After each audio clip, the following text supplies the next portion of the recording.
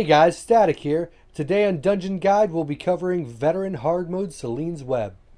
First things first here in Selene's Web. If someone has the quest, you need to make sure they are present on this very first pull of the dungeon.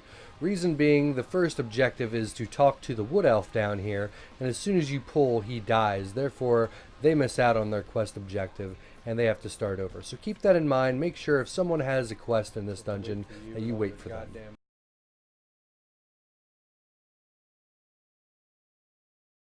This boss has a few mechanics that stick with the theme of Selene's Web, in that a bunch of spider strands will come out and pull you all into the boss. You're CC'd during this moment, the ads can hit you.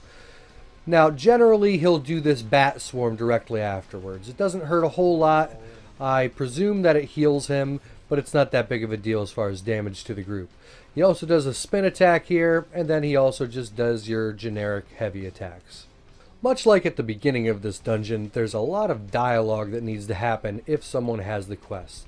So make sure before you move on that you wait for your party members. Just be patient. It is a little wordy, but it's worth it.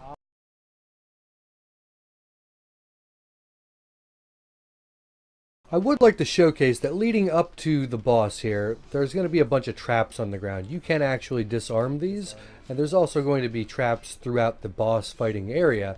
So if you can, prior to the fight, take care of a few of these, it can be helpful. They will be placing down new ones throughout the fight as well, so it can be kind of tough to get them taken care of. But it's just something worth pointing out. Now these four cats that first get summoned at the beginning here, they're not too big of a deal. You just burn them down. As you can see, Longclaw stays up in the tree up there.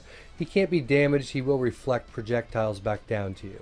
So just burn these down and then he will become active. Before Longclaw jumps down, you'll notice that he does res all of these cats. Now the misconception could be, okay, we gotta burn these cats down quickly. That's actually not how you want to handle this fight, as each time one dies, they're just going to come back to life. So what you really want to do is just keep them off to the side if you can help it as the tank, and let your DPS focus the boss. The boss is going to put down a bunch of AoEs. He has an endless hail like he does there, and he has these poison rings on the ground. So it can be tough if you're melee to get in there and take care of them. They don't hurt too much. As long as your healer's taking care of you, you should be fine. Sometimes Longclaw will dodge roll around and sprint throughout the room quite a bit. Not all the time, sometimes he stays more stationary, but there are times that he'll be quite mobile, so just watch out for that.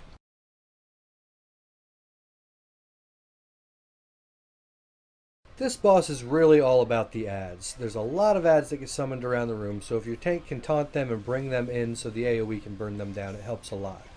She does put a red AoE on one member, so you want to kind of distance yourself if you are the member. Whether you have taunt or not, she will turn at random and put that AoE on somebody. Otherwise, this is just the tank and spank.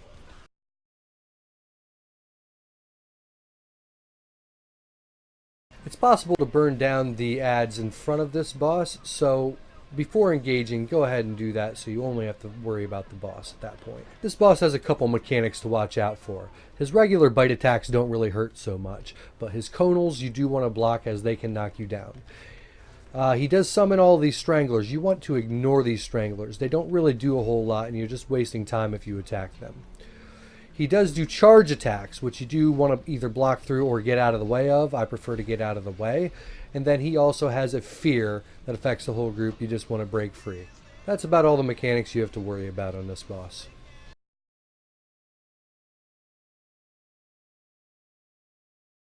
This boss has some ads around her at the beginning of the fight. You want to burn them down relatively quickly. The spiders, on the other hand, will just keep summoning, so don't really worry too much about them. If you burn them down, they're just going to keep replenishing. She does have a shadow cloak ability here, and the people around her immediate vicinity will get stunned. You just want to break free of that pretty quickly. After that, she does have a fear that you can bash. As long as you bash that fear and you break free of her stuns, there's not a whole lot to this boss.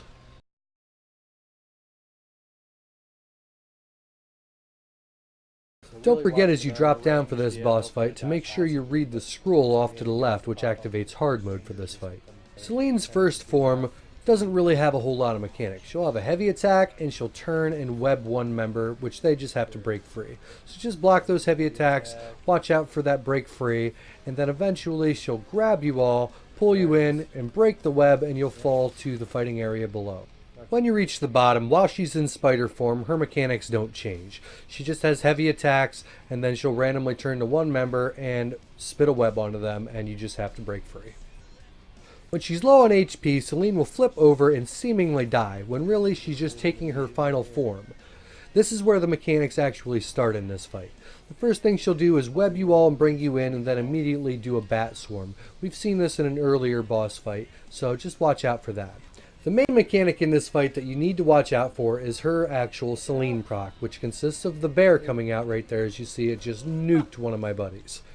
So you really want to watch out for that. She'll have white lines coming out from her, dodge roll to the side, move out of the way. That's a one-shot, even on most tanks. The next thing you really want to focus on here is the adds. If your tank can grab aggro from the ranged attacks, it really helps the survival of the group, but really it's about the two-handed adds. The two-handed adds have an attack that is like an uppercut, a wrecking blow, that will knock you back. Now what happens oftentimes is this wrecking blow attack will knock you back in the air right as she's summoning her Selene proc, and that bear will come out and just nuke you. So really focus on those two-handed adds. In addition to Selene's bear proc, you also want to watch out for her cat proc. She'll randomly throw a cat at one member of the party. As long as you're moving, you're not even going to get hit with this. So you should always be moving in this fight, one to avoid that bear proc, but also the cat procs, which are really random. Really the most difficult thing about this fight is watching out for her bear proc throughout all the craziness of these adds.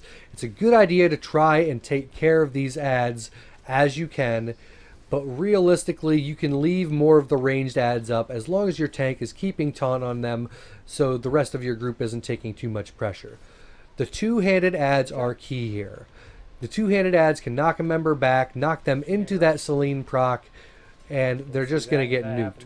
So you really want to take care of those two-handers. Call it out in chat, say two-handers up, your DPS drop what they're doing, and just focus those two-handers. As long as you're taking down the ranged as you can and focusing the two-handers the second they get up, watching out for those random animal procs from Selene, you'll be fine here. Thanks for checking out the video, guys. Please smash that like and subscribe button below for future content releases.